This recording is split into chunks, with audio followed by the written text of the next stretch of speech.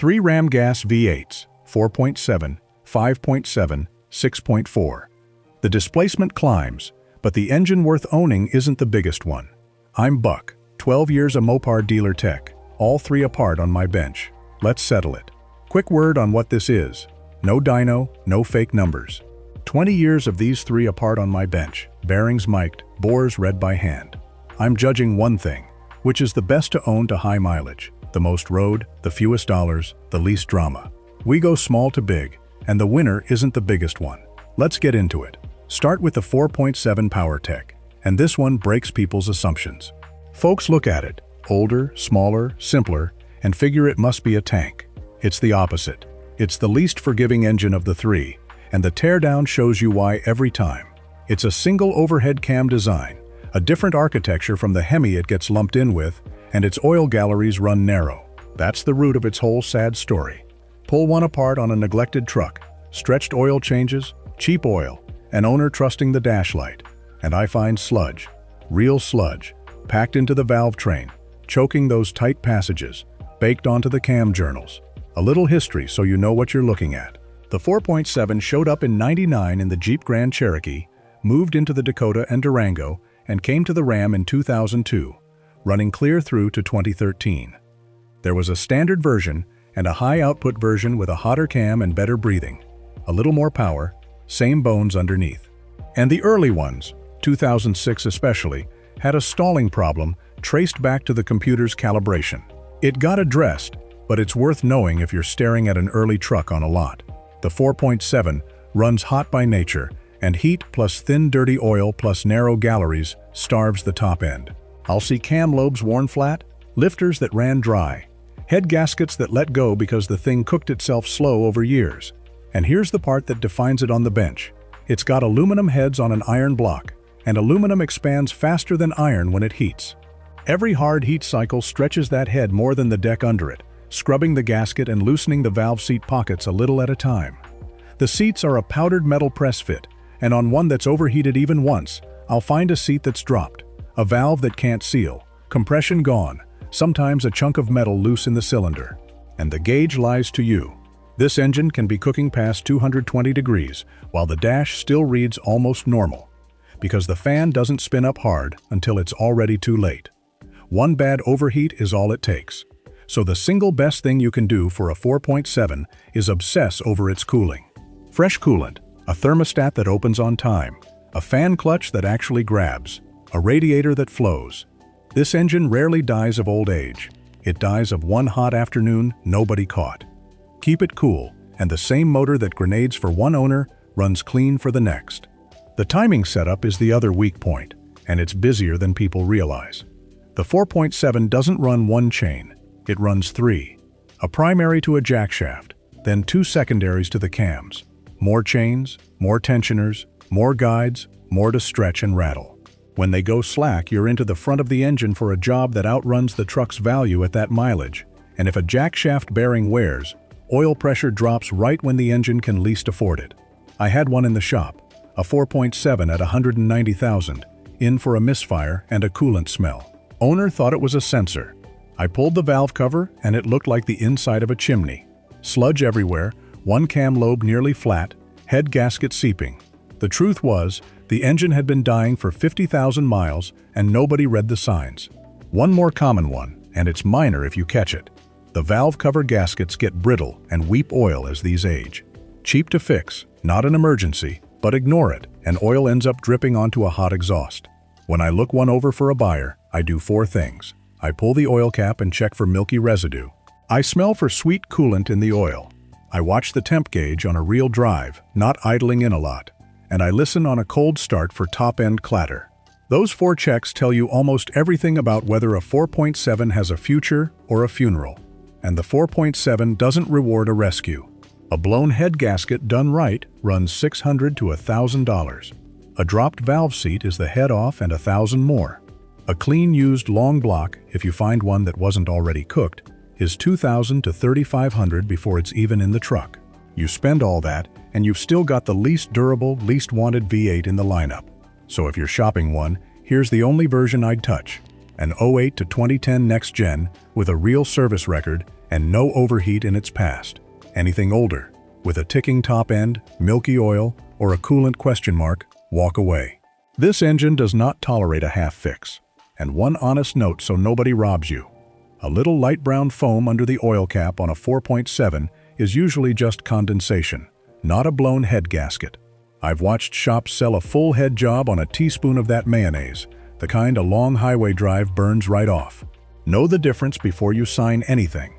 On a religiously maintained one, it'll run. I've seen clean 4.7s cross 300,000, but every one that made it had an owner who treated oil changes like church and never let it run hot.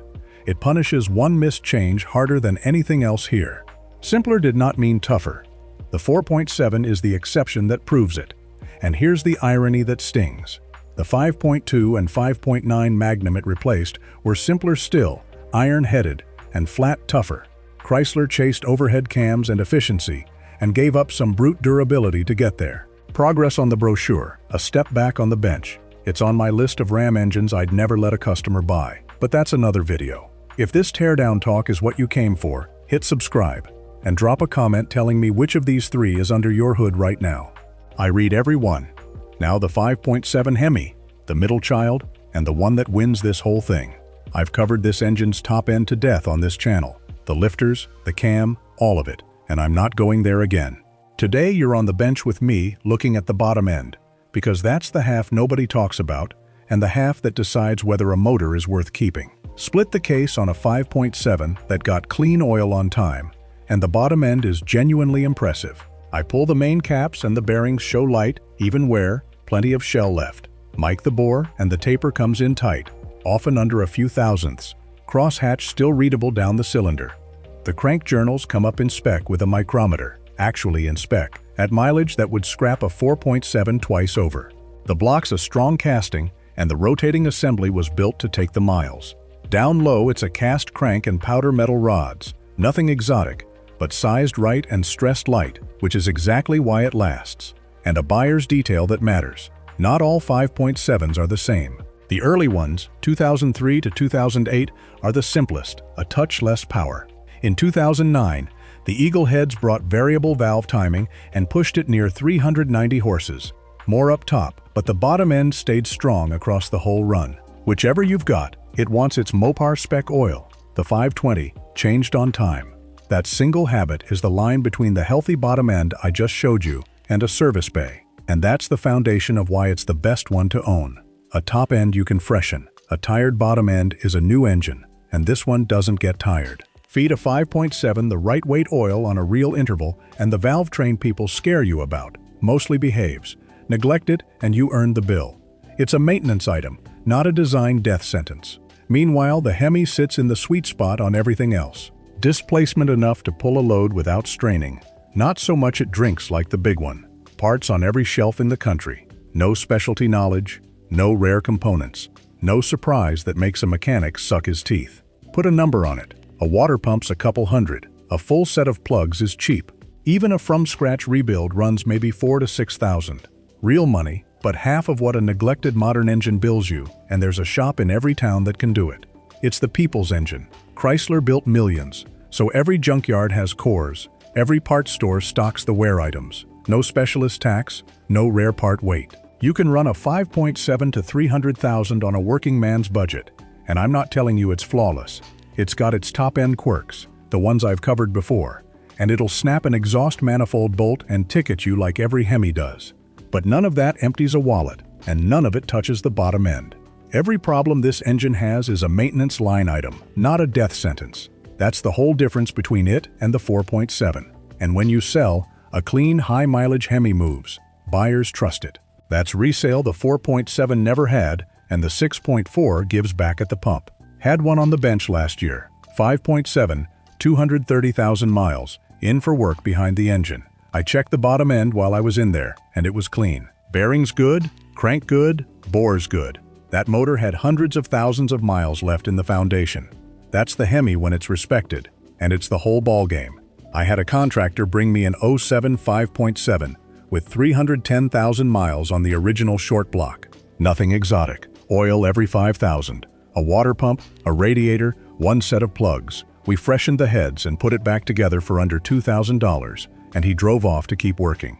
That's the math that wins this. And it'll do the work, too. It's no heavy hauler like the 6.4, but for a half-ton pulling a normal trailer, daily driving with the occasional load, it's exactly enough engine. And being exactly enough is why nothing strains, nothing's overbuilt, and nothing's overpriced for a job you don't do. Now the 6.4, the 392, the big one, the motor in the heavy-duty trucks, the 2500s and 3500s, and the Power Wagon. And I'll give it full credit, because on the bench, it's the strongest built of the three down low. Forged crankshaft, cross-bolted main caps, a nodular iron block, sodium-filled exhaust valves to shed heat under a load. Tear into the bottom of a 6.4, and you're looking at parts built to take real abuse. In the truck, it makes around 410 horsepower, and a big slug of torque, and it pulls like something that size should. If your life is hauling heavy, it's built for it. Chrysler didn't cut corners building it either. Hyperreutectic pistons with oil jets spraying their undersides to pull heat, that forged crank, the cross-bolted mains tying the bottom end together, high-grade aluminum heads made to take detonation under a load. It'll run on 87, but it likes 89, and feeding it cheap fuel under a heavy pull is how you find the edge of what even forged parts will take. This is a genuinely well-engineered motor. That was never the question. But we're judging best to own, not best to pull. And here's where the big one falls behind the middle one. It carries the same top-end watch list the 5.7 does. It's a HEMI, same cylinder deactivation, same valve train story. So you don't escape any of that by going bigger. What you add is thirst.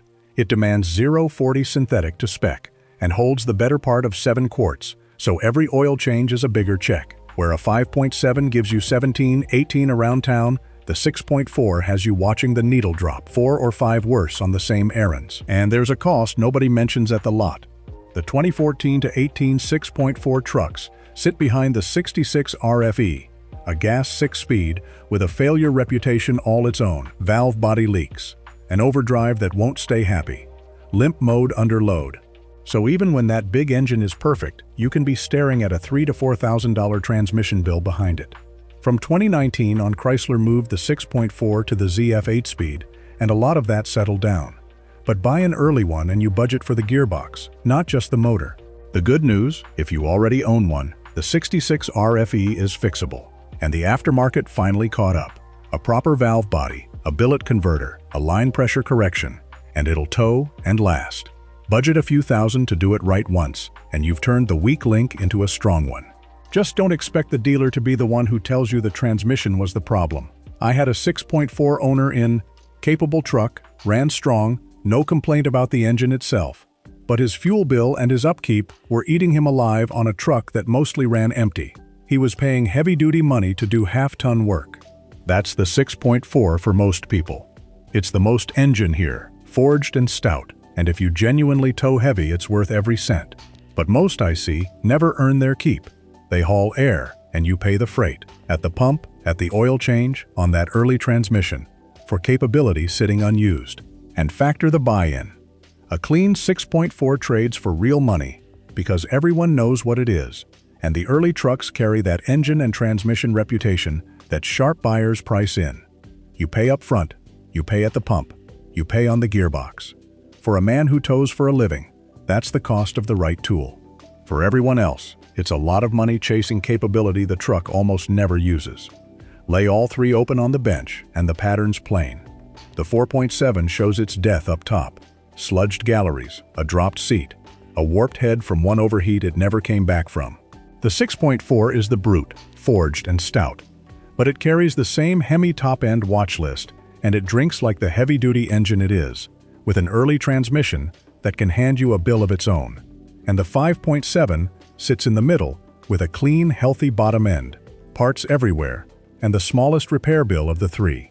So the verdict, with reasons, the clear winner, best ram gas V8 to own to high mileage, is the 5.7 HEMI. And I'll be honest about what it loses, because that's what makes the call mean something. Want raw power and heavy-duty capacity? The 6.4 wins, no argument. Stronger engine? I won't pretend otherwise. The 4.7? Nothing here, except a cautionary tale. but on the criterion that matters: the most road, the fewest dollars, the least drama. For the man with a gas truck, the 5.7 takes it. It's the only one of the three with no fatal corner. The 4.7 punishes a single overheat. The 6.4 punishes you slowly at the pump and sometimes behind the bell housing. The 5.7 asks for clean oil on time and gives you a healthy bottom end, cheap parts, and a bill you can live with. Bigger wasn't better. Older and simpler wasn't tougher. The balanced one wins. And that's the lesson hiding in all three. The market prices engines on power and badge. The 6.4 sounds biggest. The 4.7 looks simplest. The bench prices them on something else entirely: how they wear, what they cost when they break, and how many hands can fix them. By that measure, the quiet middle option takes it almost every time. It's true of these three, and it's true of most trucks you'll ever shop. So here's your guide. Need real heavy-duty capability, and the fuel and transmission costs don't scare you. The 6.4 is the right tool, bought on purpose for the work. And I mean real work. A heavy fifth wheel, a loaded dump trailer, mountain grades with weight behind you, day in and day out. If that's your life, buy it and don't look back. The fuel and the gearbox are just operating costs. But if you tow a boat twice a summer, you bought a freight train to deliver a pizza. Already own a 4.7. Maintain it like your life depends on it. Obsess over the cooling, and it'll surprise you. But want the best Ram V8 to own, year after year. Least drama, most miles for your money. It's the 5.7 HEMI, every time. Whatever you run, the one habit that decides its fate isn't the badge on the fender. It's clean oil at 5,000 miles, no excuses. Next week, the 3 Ram engines I'd never let a customer buy, and that 4.7 you just watched lose, it's on that list. Subscribe so you don't miss it. That's it from the shop. See you then.